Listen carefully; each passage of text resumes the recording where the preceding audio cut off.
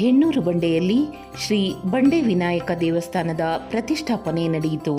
ಪ್ರಾಣ ಪ್ರತಿಷ್ಠಾಪನಾ ಕಾರ್ಯಕ್ರಮವನ್ನು ಆದಿಚುಂಚನಗಿರಿ ಮಹಾಸಂಸ್ಥಾನ ಮಠದ ಪೀಠಾಧ್ಯಕ್ಷರಾದ ಪರಮಪೂಜ್ಯ ಜಗದ್ಗುರು ಶ್ರೀ ಶ್ರೀ ಡಾಕ್ಟರ್ ನಿರ್ಮಲಾನಂದ ಮಹಾಸ್ವಾಮೀಜಿಯವರು ಹಾಗೂ ಸ್ಫಟಿಕಪುರಿ ಮಹಾಸಂಸ್ಥಾನ ಪೀಠಾಧ್ಯಕ್ಷರಾದ ಶ್ರೀ ಶ್ರೀ ನಂಜಾವಧೂತ ಮಹಾಸ್ವಾಮೀಜಿಯವರು ನೆರವೇರಿಸಿದರು.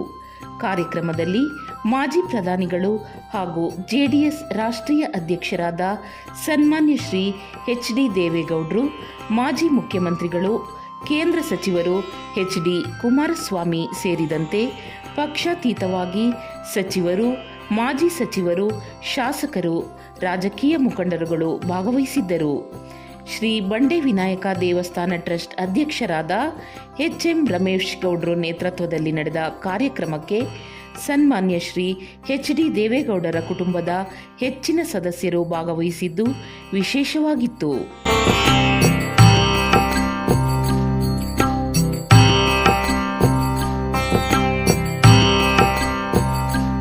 ಈ ಒಂದು ದೇವಸ್ಥಾನಕ್ಕೆ ಇಷ್ಟು ಜನ ಗಣ್ಯ ವ್ಯಕ್ತಿಗಳು ಬಂದು ಈ ಒಂದು ದೇವಸ್ಥಾನ ಈ ಭಾಗದಲ್ಲಿ ಕಟ್ಟಲಿಕ್ಕೆ ಏನಾದ್ರೂ ನನಗೆ ಶಕ್ತಿ ಬಂದಿದ್ರೆ ಅದು ಪೂಜ್ಯ ದೇವೇಗೌಡ ಸಾಹೇಬರ ಕುಟುಂಬ ಕೊಟ್ಟಿರ್ತಕ್ಕಂಥ ನನಗೆ ಶಕ್ತಿ. ನಾವು ಇವತ್ತು ಈ ಸಂವಿಧಾನದಲ್ಲಿ ಹೇಳ್ತಾ ಇದ್ದೀನಿ, ಇವತ್ತೇನು ಪರಮ ಪೂಜ್ಯ ಸಮಾನರು, ನಮ್ಗೆ ಅವರು ದೇವರ ಸಮಾನರು.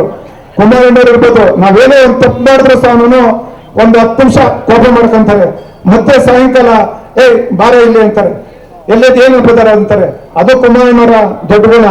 ಇವತ್ತು ನಾವು ಏನಾದ್ರೂ ಏನೇ ತಪ್ಪು ಮಾಡಿದ್ರು ಸಹ ಅವ್ರ ಕುಟುಂಬದ ಮಕ್ಕಳ ರೀತಿಯಲ್ಲಿ ನಮ್ಮನ್ನ ಇವತ್ತು ಈ ಒಂದು ಭಾಗದಲ್ಲಿ ನಾವೇನಾದ್ರೂ ಶಕ್ತಿ ಬಂದು ಈ ಮಟ್ಟಕ್ಕೆ ಇವತ್ತು ನಾವೇನಾದ್ರೂ ಒಂದು ಕೆಲಸ ಮಾಡ್ತಾ ಇದೀವಿ ಅಂತಂದ್ರೆ ಅದು ಕುಮಾರಣ್ಣವರ ಆಶೀರ್ವಾದ. ಕೊನೆ ತನಕ ನಾವು ಹೇಳ್ತಾ ಇದ್ದೀರಿ.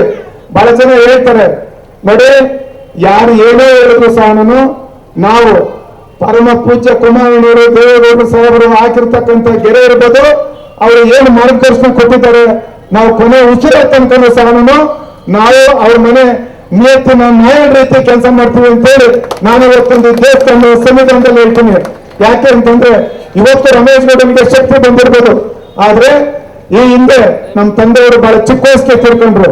ಸುಮಾರು ಇದು ಒಂದು ಏನ್ ಜಾಗ ಇದೆಯಲ್ಲ, ಇದು 18 ಎಕರೆ ಜಾಗ. ಇದು ಸುಮಾರು ನಮ್ಗೆಲ್ಲಾನು 48 ಎಕರೆ ನಮ್ಗೆ ಬಿಡಿಎಫ್ ತಗೊಂಡ್ರು. ಹೆಣ್ಣೂರು ಭಾಗದಲ್ಲಿ ಈ ಭಾಗದಲ್ಲಿ 48 ಎಕರೆ ಅದು ನಮ್ದು. ಅವಾಗ ನಮ್ಗೆ ಉಳಿಸ್ಕೊಳ್ಲಿಕ್ಕೆ ಶಕ್ತಿನೇ ಇರ್ಲಿಲ್ಲ. ನಮಗೆ ಒಂದು ಎಕರೆಗೆ 8,000 ರೂಪಾಯಿ ಕೊಟ್ಟರು. ನಾವಿಲ್ಲಿ ಜಮೀನ್ದಾರರು, ಜೋಡಿದಾರರು. ಆದ್ರೆ ಅಷ್ಟೆಲ್ಲ ನಮ್ಮ ತಂದೆಯವರು ಚಿಕ್ಕ ವಯಸ್ಸಿಗೆ ತೀರ್ಕೊಂಡ್ರು ಸಹ ನಮ್ಮ ಮನೆ ಏನಿವತ್ತು ಗೋಲೈನೂರು ಕುಟುಂಬ ಅಂತಂದ್ರೆ ಈ ಭಾಗದಲ್ಲಿ ಅನ್ನ ಹಾಕಿದ ಮನೆ ಅಂತೇಳಿ ಎಲ್ಲರೂ ಹೇಳ್ತಾರೆ. ನಮ್ಮ ತಂದೆಯವರು ಚಿಕ್ಕ ವಯಸ್ಸಿಗೆ ತೀರ್ಕೊಂಡ್ರು ಸಹ ಒಬ್ಬರನ್ನ ಒಂದು ದಿವಸ ಕೂಡ ಏನಂತ ಕರೆದಾರಲ್ಲ ಅವರು. ಅಂತ ಒಂದು ಒಳ್ಳೆಯ ಕೆಲಸವನ್ನ ಮಾಡ್ಕೊಂಡ್ ಬಂದಿರತಕ್ಕಂಥ ನಮ್ಮ ಕುಟುಂಬ ಇವತ್ತು ಈ ಭಾಗದಲ್ಲಿ ಒಂದು CMR ಸಂಸ್ಥೆ ಇರ್ಬೋದು, ಅವ್ರು ಬಹಳ ದೊಡ್ಡ ಮಟ್ಟಕ್ಕೆ ಬೆಳೆದಿದ್ದಾರೆ. ಇನ್ನೊಂದು HMR ಸಂಸ್ಥೆ. ಆ HMR ಸಂಸ್ಥೆಯಲ್ಲಿ ಇವತ್ತೇನಾದ್ರು ಇವತ್ತು ಈ ಭಾಗದಲ್ಲಿ ಎಲ್ಲಾ ರೀತಿಯಲ್ಲಿ ನಾವು ಶಕ್ತಿ ತುಂಬಿಕೊಂಡು ರಮೇಶ್ ಗೌಡ ಅಂತ ಒಬ್ಬ ಇದ್ದಾನೆ ಅಂತಂದ್ರೆ ಅದು ಪೂಜ್ಯ ದೇವೇಗೌಡ ಸಾಹೇಬರು ಕೊಟ್ಟಿರ್ತಕ್ಕಂಥ ಶಕ್ತಿಯನ್ನೇ ಅರ್ಪಿಸಿದ್ದಾರೆ, ಇನ್ಯಾವ ಶಕ್ತಿನಲ್ಲ.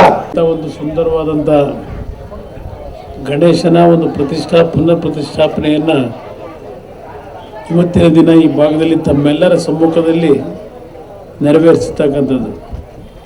ಬೆಳಗ್ಗೆ ಪರಮಪೂಜ್ಯ ಚುಂಚನಗಿರಿ ಕ್ಷೇತ್ರದ ಮಹಾಸ್ವಾಮೀಜಿಯವರು ಮತ್ತು ನಮ್ಮ ನಂಜಾವಧೂತ ಸ್ವಾಮಿಗಳು ಇವರೆಲ್ಲರ ಒಂದು ದಿವ್ಯ ಸಾನ್ನಿಧ್ಯದಲ್ಲಿ ಬೆಳಗ್ಗೆ ಈಗಾಗಲೇ ವಿಧಿವತ್ತಾಗಿ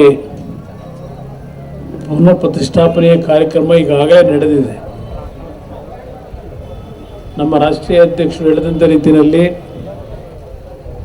ನಾನು ಬೆಳಗ್ಗೆ 10 ಗಂಟೆಗೆ ಬರಬೇಕಾಗಿತ್ತು, 10-11 ಗಂಟೆಗೆ. ಆದರೆ ನಿನ್ನೆ ದಿನ ದೆಹಲಿಯಿಂದ ಬಂದು ಬೆಳಗ್ಗೆ 5 ಗಂಟೆಗೆ ಎದ್ದು ನಾನು ನಾಗಮಂಗಲಕ್ಕೆ ಹೋಗಬೇಕಾದಂಥ ಅನಿವಾರ್ಯ ಪರಿಸ್ಥಿತಿ ಇತ್ತು.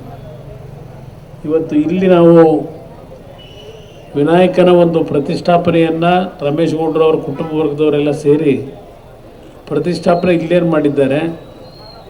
ಮೊನ್ನೆ ರಾತ್ರಿ ನಡೆದಂಥ ಒಂದು ಘಟನೆ ಇವತ್ತಿನ ನಮ್ಮ ಗಣೇಶನ ಒಂದು ಪ್ರತಿಷ್ಠಾಪನೆಗಳನ್ನು ಹಲವಾರು ಗ್ರಾಮಗಳಲ್ಲಿ ಮಾಡ್ತಕ್ಕಂಥದ್ದು, ಗಣೇಶನ ಒಂದು ಹಬ್ಬದ ಸಂದರ್ಭಗಳಲ್ಲಿ ಮತ್ತೆ ಅದನ್ನು ವಿಸರ್ಜನೆ ಮಾಡಬೇಕಾದಂಥ ಸಂದರ್ಭಗಳಲ್ಲಿ ಇತ್ತೀಚೆಗೆ ನಮ್ಮ ರಾಜ್ಯದಲ್ಲೂ ಹಲವಾರು ರೀತಿಯ ಒಂದು ಸಂಘರ್ಷಗಳನ್ನು ಕಾಣ್ತಾ ಇದ್ದೇವೆ. ಮೊನ್ನೆ ರಾತ್ರಿ ನಾಗಮಂಗಲದಲ್ಲಿ ಆದಂಥ ಒಂದು ಘಟನೆ ಏನಿದೆ, ಆ ಘಟನೆಯಲ್ಲಿ ಹಲವಾರು ಬದುಕಿಗೆ ದಾರಿಯನ್ನು ಹುಡುಕಿ ನಗರದಲ್ಲಿ ಬದುಕ್ತಾ ಇರತಕ್ಕಂಥ ಹಲವಾರು ಶ್ರಮಜೀವಿಗಳ ಮಳಿಗೆಗಳನ್ನು, ಮನೆಗಳನ್ನು ಇವತ್ತು ಬೆಂಕಿ ಹಾಕಿ ಪೆಟ್ರೋಲ್ ಬಾಂಬ್ಗಳನ್ನು ಹಾಕ್ತಕ್ಕಂಥದ್ದು, ಈ ರೀತಿಯ ಘಟನೆಗಳು ಮೊನ್ನೆ ಏನು ನಡೆದಿದೆ. ಆ ಹಿನ್ನೆಲೆಯಲ್ಲಿ ನಾನು ಮಂಡ್ಯ ಲೋಕಸಭಾ ಸದಸ್ಯನಾದ ಜವಾಬ್ದಾರಿ ನಿರ್ವಹಿಸಬೇಕಾದರೆ ಇವತ್ತು ಸ್ಥಳಕ್ಕೆ ಹೋಗಿ ಆ ಜನರ ಪರಿಸ್ಥಿತಿಗಳನ್ನು ನೋಡಿ ಸಾಂತ್ವನ ಹೇಳ್ತಕ್ಕಂಥದ್ದು ಅಷ್ಟೇ ಅಲ್ಲ, ಇವತ್ತು ಅವರ ಬದುಕೇನಿದೆ ಸಂಪೂರ್ಣ ಬೆಂಕಿ ಇಟ್ಟಿದ್ದಾರೆ. ಲಕ್ಷಾಂತರ ರೂಪಾಯಿನ ವಸ್ತುಗಳನ್ನು ಇವತ್ತು ಸುಟ್ಟಾಕಿದ್ದಾರೆ. ನಾಳೆ ಬೆಳಗ್ಗೆ ಅವರು ಬದುಕಬೇಕು ಅಂದರೆ, ಮತ್ತೆ ಅವರು ಹೊಸ ಜೀವನ ಪ್ರಾರಂಭ ಮಾಡಬೇಕು ಅಂದರೆ ಯಾವೊಂದು ಪರಿಸ್ಥಿತಿಗಳಿದೆ ಅಂತಕ್ಕಂಥದ್ದನ್ನು ಗಮನಿಸಿದೆ. ಅವರ ಒಂದು ಕಷ್ಟ ಸುಖಗಳಲ್ಲಿ ಅವರಿಗೆ ಧೈರ್ಯ ತುಂಬಿ ಆರ್ಥಿಕವಾಗೂ ಕೆಲವು ಶಕ್ತಿಯನ್ನು ಪಕ್ಷದ ವತಿಯಿಂದ ತುಂಬತಕ್ಕಂಥ ಕೆಲಸದಲ್ಲಿ ಅದು ಸಂಪೂರ್ಣವಾಗಿ ನಾಗಮಂಗಲದ ಪಟ್ಟಣದಲ್ಲಿ ಪ್ರತಿಯೊಂದು ಸ್ಥಳವನ್ನು ಪರಿಶೀಲನೆ ಮಾಡಬೇಕಂತ ಹಿನ್ನೆಲೆಯಲ್ಲಿ ತಡವಾಗಿದೆ. ಆ ವಿನಾಯಕನ ಒಂದು ಸಂಪೂರ್ಣ ಅನುಗ್ರಹವನ್ನು ಪಡೆಯತಕ್ಕಂಥದ್ದು, ನಿಮ್ಮ ಕುಟುಂಬದ ಯಾವುದೇ ಕಾರ್ಯಕ್ರಮಗಳು ಕೆಲಸಗಳು ನಡೆಯಬೇಕಾದರೆ ಯಾವುದೇ ವಿಘ್ನಗಳಿಲ್ಲದೆ ನಿಮ್ಮ ಕಾರ್ಯಗಳು ಯಶಸ್ವಿ ಆಗಬೇಕು ಅಂತ ಹೇಳಿ ಆ ಭಗವಂತನಲ್ಲಿ ಪ್ರತಿನಿತ್ಯ ಪ್ರಾರ್ಥನೆಯನ್ನು ಮಾಡ್ತಕ್ಕಂಥ ಒಂದು ಸಂಸ್ಕೃತಿಯಿಂದ ಈ ಭಾಗದಲ್ಲಿ ನೀವೆಲ್ಲ ಇನ್ನು ಬಂದಿದ್ದೀರಿ. ಆ ವಿನಾಯಕನ ಒಂದು ನಂಬಿ ಇವತ್ತು ಈ ಒಂದು ದೇವಸ್ಥಾನದ ಪುನರ್ ಪ್ರತಿಷ್ಠಾಪನಾ ಸಮಾರಂಭದಲ್ಲಿ ನಮ್ಮ ತಂದೆಯವರ ಜೊತೆ ನಾನು ಏನು ಭಾಗವಹಿಸಿದ್ದೇನೆ, ಆ ದೇವರಿಗೆ ಪ್ರಾರ್ಥನೆ ಸಲ್ಲಿಸ್ತಕ್ಕಂಥದ್ದು